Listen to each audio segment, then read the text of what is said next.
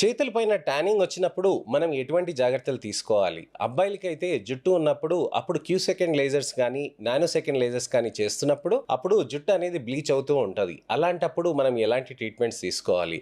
అబ్బాయిల్లో basically జుట్టు ఉన్నప్పుడు మనం పీల్స్ కానీ, మైక్రో నీడ్లింగ్ సీరమ్ ఇన్ఫ్యూజన్స్ కానీ చేసుకోవచ్చండి. మైక్రో నీడ్లింగ్ సీరమ్ ఇన్ఫ్యూజన్స్ అనంటే కేవలం మనకి చిన్న చిన్న మైక్రో నీడిల్స్ ఉంటాయండి.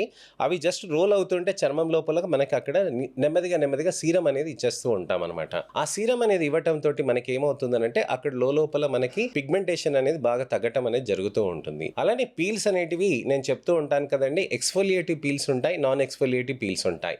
ఈ రకంగా యూస్ చేయటం తోటి కూడా మనకి బెటర్ రిజల్ట్స్ అనేటివి ఉంటాయి అనమాట. ఎక్స్ఫోలియేటివ్ పీల్స్ అంటే పొట్టు కొడుతూ ఉంటుందండి. ఏమైనా అకేషన్ ఉన్నా కానీ, లేకపోతే ఎటువంటి అయినా ఫంక్షన్ ఉన్నా కానీ ఇలాంటివి అవాయిడ్ చేస్తాం.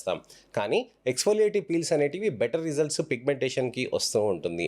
ట్యానింగ్ కూడా బాగా తగ్గించగలుగుతూ ఉంటుంది. నాన్ ఎక్స్ఫోలియేటివ్ పీల్స్ ఉంటాయండి, పొట్టు ఊడకుండా సింపుల్గా ఉండేటివి. అలాంటివి కూడా రెగ్యులర్గా రిపీటెడ్గా కూడా చేసుకోవచ్చండి.